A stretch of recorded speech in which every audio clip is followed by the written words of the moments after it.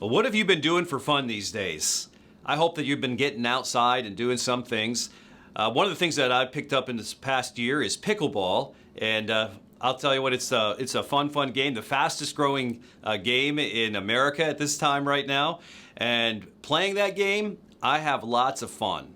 But I also am really frustrated all at the same time. It's kind of a picture of life, right? I don't know what you do for fun. I hope that you're finding some fun out there these days. Maybe for you it's fishing or creating, or maybe it's exercising or even reading or kayaking or gardening or just hanging out with friends. Have you ever thought following Jesus as being fun? Following Jesus is fun. I want to talk about that today. I'm not talking about bingo nights and bake sales type of fun. I'm talking about fun. Fun you can't stop talking about. Fun that after years go by, you still reminisce about it. One of Jesus' teachings, he was explaining our relationship to him as a sheep and a shepherd. And that may not mean a lot to us here today, but it meant everything to the original hearers. They made that connection. And Jesus really said this. He said, "I'm the good shepherd." And then he contrasted himself with what he called the thief. And that was really a picture of Satan. And he recorded in John 10:10, it says, "The thief's purpose is to steal and kill and destroy. But my purpose is to give them," he's talking about you and I, "a rich and satisfying life." Some versions of the Bible even say a life that's full of abundance, full of fun. Now, following Jesus is by all means not having the perfect life, right? Believe me, I know that. I get the firsthand knowledge of that. We live in a broken world with more than its fair share of trouble and suffering. But because of Jesus, we can experience a life that is actually very satisfying, filled with joy as well. Many people believe that being a Christian is kind of boring. They think it's really, how many rules are there? It's knowing those rules and following those rules. And here's the thing, Jesus taught about ethics. He clearly taught what was right and wrong. And he offers this life to live that if you follow his teachings and his example, it'll bring life. That's why we're doing a series called Eyes on Jesus. But following Jesus is not limited to a list of do's and don'ts. That's not really the whole point of it. Because if that's the main thing, I think we've really missed out. And I think that we probably settled for a transactional type of relationship, and we're probably trying to make Jesus like or love us more, or we're not treating him as Jesus, we're treating him more like a cosmic genie, in hopes that, he'll do things for us if we act a certain way.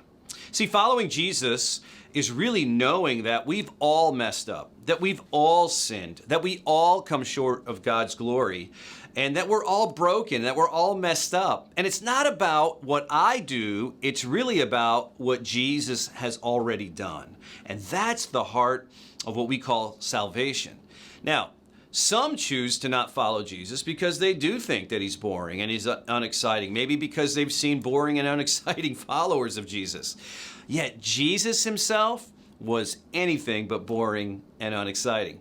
I mean, think about it. Jesus sailed, he hung out with interesting people, he made jokes, he was adventurous, he brought delight and joy wherever he went. I mean, people wanted to be with him. I mean, how do I know that Jesus was like this? Well, one of the ways I know this is that he was literally invited to parties, right? Now, be honest. You don't invite boring people to parties, do you? When you plan a party, the first question you ask is, who are we going to invite? And then we say something like this, let's invite them. It'll be fun, right? Because we want fun people at parties. Well, one party that Jesus was invited to was a wedding. So John records this in John 2, verses 1 and 2. He says, there was a wedding celebration in the village of Cana in Galilee. Jesus' mother was there, and Jesus and his disciples were invited also. And here's the thing. Jesus shows up, stays late, performs an incredible miracle. Matter of fact, it's his first recorded miracle. And you know what he does? He turns 150 gallons of water into wine. Now, I even think by today's standards, that's fun, right? Jesus was also invited to parties. He was invited to get-togethers all throughout his ministry. So here's a question I want to ask you. What if we decided to live a life that got us invited to parties? I mean, think about it. What would that look like? Well, I mean, we'd have to ask ourselves these questions. Do people want you to be with them at their best moments? You know, at their graduations or their birthdays or celebrations? I mean, Jesus, I think everybody loved him because he was such a good friend. He was positive, encouraging. He was hope-filled. He asked questions about their life. He cared about people. He had compassion on them. He was so easy to be around. Jesus, here's what I love about him. He allowed people to be fully known and still truly loved. It reminds me of what author and pastor Tim Keller said. He says, to be loved but not known is comforting, but it's superficial, right? To be known and not loved, well, that's our greatest fear. But to be fully known and truly loved is, well, a lot like being loved by God. It's what we need more than anything. So are you known as someone who cares about people? Do people ask you for your input and advice? I mean, following Jesus should be fun, and it should be fun for the people around us as well. And just like life, though, here's Jesus at this get-together, at this party, and a problem creeps up. And John goes on to write, and he says this, the wine supply ran out during the festivities, so Jesus' mother told him, they have no more wine. Dear woman, that's not our problem, Jesus replied. My time has not yet come. But his mother told the servants, just do whatever he tells you. I mean, this is such an incredible statement or a conversation that's going on. Here they are having this wedding. It's a multi-day affair. They run out of wine, which is a huge embarrassment and leads to all kinds of trouble. It was something you never wanted to do. And then Mary, his mother, approaches Jesus and says, you need to fix this. And he goes, wait a minute. That's not what I'm here for. And he's saying, basically, I'm at work. I've begun my ministry. I have a purpose. I have things that need to get done. But here's the deal. I love Mary's faith. She says, servants, you guys that are at the wedding, just do whatever he tells you to do. And she knows. And here's the thing. Things are about to get interesting. See, here's the thing. Our stories should be exciting and interesting too. And when we keep our eyes on Jesus in the middle of life's problems, there is so much for us to experience and learn, just like the people who were involved in this miracle that was about to happen. So what does it mean to have fun following Jesus? I mean, people we know have fun and they don't follow Jesus, but think about the fun that they have. They might have fun for a day or for a weekend or whatever, but when it all comes down to it, even in their fun, they lack some things, don't they? When it's all said and done, they lack some peace, deep-seated peace. They lack true joy, and some even lack rest. I mean, even in their fun, they're missing out on meaning and purpose, and sometimes through their fun, they even live a life of regret. See, many people these days that are living these days are filled with all kinds of regret and anxiousness, and people don't even sleep well anymore. I mean, where is this fun that they have leading to? So the life that Jesus offers us is better. It's so much better. It's literally fun, and it leads to peace, and it leads to joy, and it leads to so much health for us in our lives.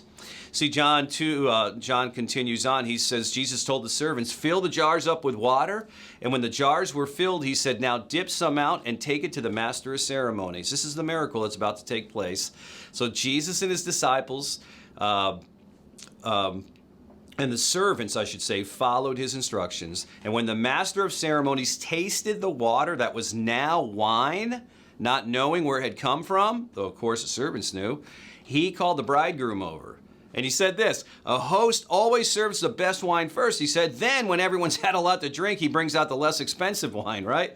But you've kept the best until now. I think that word best is so important.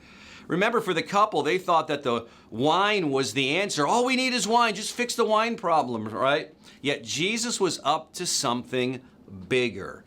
And again, I'm not saying that as we follow Jesus, having fun, I'm not saying that we do whatever we want and throw in a little bit of Jesus at times. I'm not saying that. Our life truly changes when we have our eyes on Jesus, when we're following Jesus. It's Jesus who convicts us. It's Jesus who challenges us to remove some of the behaviors and even unhealthy attitudes in our life. It's Jesus who challenges us to see people differently and to see situations differently in our lives. He encourages us to include things and to include people in our life that actually bring wisdom and meaning into our life. It is the better life. Well, Jesus performs an incredible miracle at this wedding. He turns water into wine. And not just any wine, but incredible wine. And I got thinking about this. What an amazing transformation it took place, right? I mean, water, let's be honest, water's boring, right? We're all told you need to drink more water, right? And they're always after us to drink more water. We carry water bottles with us. We're always drinking water. But Jesus turns that boring, tasteless water into something incredibly special, something that really perks people up and gets their attention. He turned that into really the finest wine. And not just, like I said, not just any wine, but the best wine out there. So that's what Jesus is in following him. It's not just good to follow Jesus, it's best. And this is the message he's trying to get across. A life following Jesus is not only fun, but it's the best kind of fun. And following Jesus makes life better and makes us better at life. Now, all the other things we chase in life just don't measure up to him, do they? I mean, there's joy in this world apart from Jesus. People can have a good time apart from Jesus temporarily, but the greatest joy, it's really having a relationship with him. Think about it this way. If it's one thing to enjoy a beautiful sunrise or sunset. It's another thing to know that you have a relationship with the one who created those, and that it brought him so much joy to do so because he knew you would enjoy it. It's one thing to enjoy having a consistent job that brings financial stability in your life if you're blessed to have that. But it's quite another to know that Jesus is about meeting your practical needs, sure, but also your deepest needs as well. And it's one thing to enjoy good friendship and even have love from another imperfect person, but it is another thing to experience being fully known by God and still truly and unconditionally loved. See, the wine wasn't the thing that was best. It was Jesus. And Jesus, he is with us as his followers. He is with us wherever we go. Speaking about him going with us wherever we go, a few weeks ago, a team of FCers went to San Jose, Costa Rica to serve children. I mean, the poorest and most vulnerable in that community. And as they sacrificed their resources and time and even their comfort to go, they had fun. And the kids had fun. And they all experienced true joy. Because where you go with Jesus brings life. Take a look and see what their experience was like.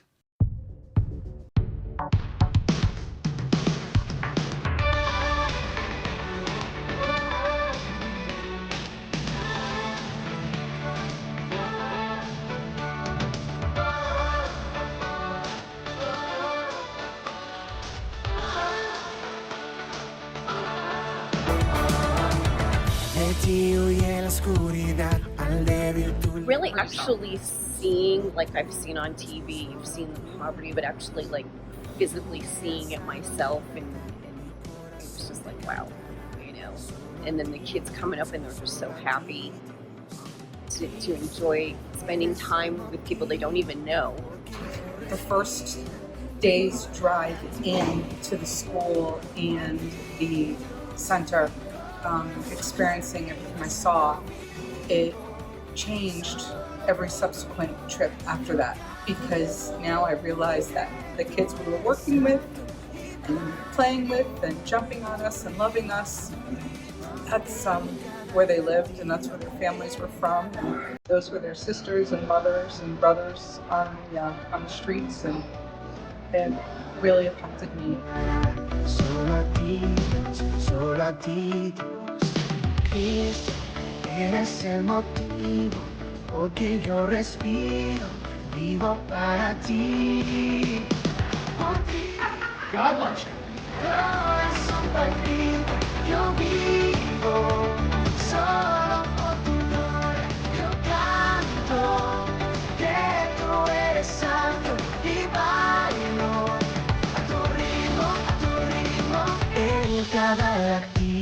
en cada latido tú estás.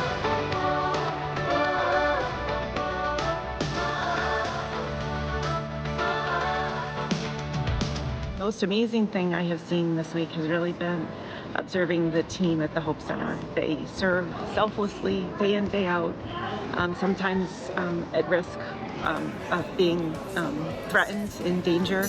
They watch out for those kids, they watch out for the mothers, and they make sure that they're not only having their physical needs met, which is quite a need here, but they're also making sure that those kids get the gospel and that they're also being discipled over time.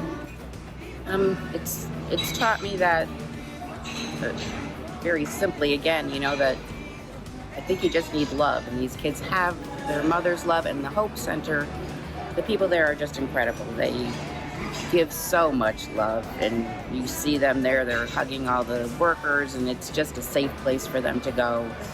So God is certainly providing them with such an opportunity to grow and do better and move out of the area that they're in. So he's doing an amazing job through the Hope Center. Porque yo respiro, vivo para ti. Por siempre, tu gracia me sostiene, tu amor me hizo libre, jamás seré igual. Por ti, Dios, mi corazón palpita, yo vivo solo por tu gloria, yo canto. It's been such an amazing week of total love and compassion every day, with the kids and the smiles and the joy and the hugs that they have. The staff are incredibly passionate.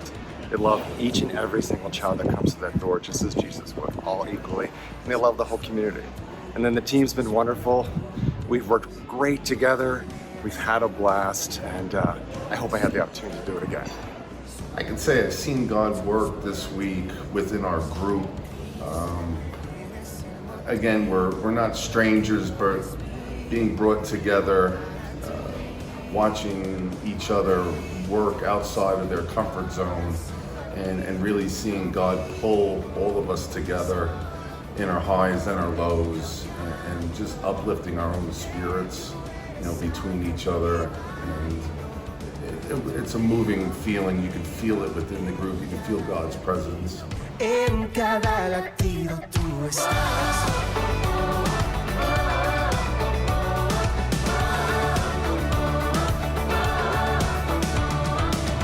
Tu trono dejaste atrás para llevarme a tu hogar. Solo tú, Dios, me diste amor. God is definitely at work here through the volunteers, everyone that works here, down to the cooks and the children. They're just so sweet, and you can see the love that they have for the volunteers and vice versa.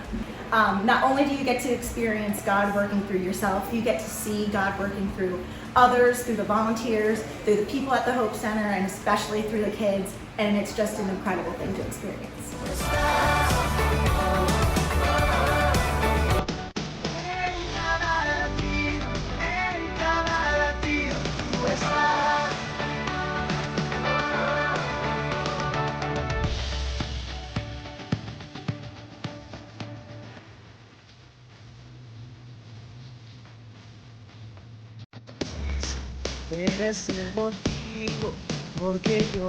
What touched me the most this trip was seeing how the Hope Center is such a safe space for these kids. Without even being able to have a full conversation with them, they come in and have such open arms to all of us and trust all the volunteers. It really shows how much they need the small amount of love we can give to them. I think what touched me the most this week was the people's generosity, especially the kids' generosity. When we were the ones going on the mission trip to them, I felt that their joy and their willingness to share with us, and just their joy, is something I'll take back home from this and try to apply that in my own life. I 100% will come back, and I'm potentially gonna see about doing an internship with the program to keep being with these kids and it was just such an amazing experience to see these kids have such joy brought into their lives. And at the end of our day on Thursday, they told us how happy we made them, and knowing that just makes me want to come back. Mes de amor y libertad, con gozo me haces bailar. Solo tuyo, solo tuyo. Por ti, Dios, mi corazón palpita. Yo vivo solo por tu gloria. Yo canto que tú eres santo y bailo a tu ritmo, en cada latido, en cada latido. Tú estás en cada latido, tú estás. Hi, I just wanted to say thank you to Fellowship for letting us all go on this great trip to Costa Rica. It was an honor and a privilege to represent, to serve. I loved the Hope Center. When we were there in the town of Pavas, we can really see that the Hope Center brings hope. They bring light, they bring safety. They're feeding 500 children a day. It's an amazing organization. They do such a great job. We have had a great time serving God through the Hope Center and putting together activities and crafts to do with these kids and just loving on these kids. And it touched my heart so much to see each and every one of them work so hard this week and love these kids.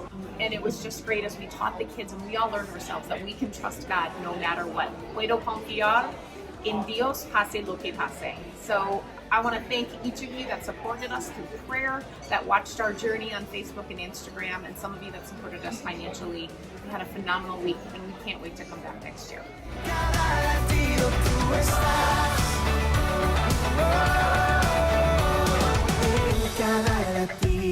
En cada latido tú estás. Listen, the goal is not only fun, but it's to live a life that attracts people to follow Jesus, right? These kids swarmed these guys at the end of the week. They wanted their autographs and everything. It was a riot. And we're going again next summer, so be on the lookout to sign up if you'd like to experience this next year. And look, here's the thing. Not all of us can experience Costa Rica and experience a moment or a week like that, but we can all invite somebody we know and love to something that can be life-changing right here locally. You know, next week we're going to have some fun together. We're all having a big party, and you're invited. But not only you, all your friends and family are invited as well. This is a big event. We call it the last blast of summer. And it's going to be so cool. It's going to be such a great experience. It's all outside. We're going to have a great time. And there's going to be a clear presentation of the good news of Jesus for all your friends and family. We're going to see some people baptized, going public with their faith that way, which is always a celebration here. We're going to have a food truck here that's going to be serving all of us an incredible barbecue lunch. There's going to be ice cream for everybody, inflatables to play on, crafts and games of all kinds, including pickleball. It's going to have this amazing New England fair atmosphere to it. And get this, it's all free. There's no strings attached. It's all free. We're going to be having giveaways. There'll be lots of laughter. There'll be music. There'll be connection again. All this great, great time. It's going to be an incredible opportunity to invite everybody you know to a day of fun. So tell them that you're going to be there. Tell them that they can hang out with you. The only thing they need to bring is a camping chair or a blanket to sit on. It's going to be just a blast together. So I hope that I'll see you next week, and that while you're at your picnics and get-togethers this weekend, that you will take the time to invite all your friends and family to share in the fun that we have planned for that day. And who knows, you might even see a miracle. I can't wait to see you here at the Last Blast. It's going to be a great, great day of fun.